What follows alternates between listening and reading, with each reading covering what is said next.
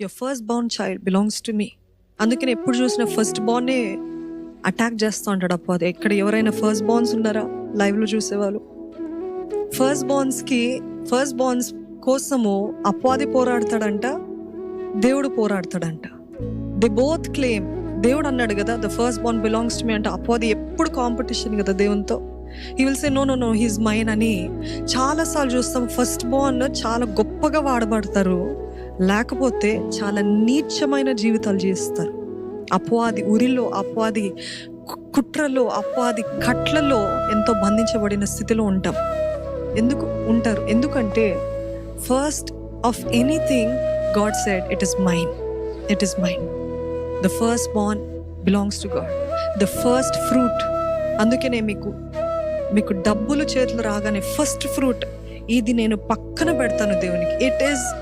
ఒక లా, అదొక నియమము, అది దేవుడు చెప్పిన ఆజ్ఞ.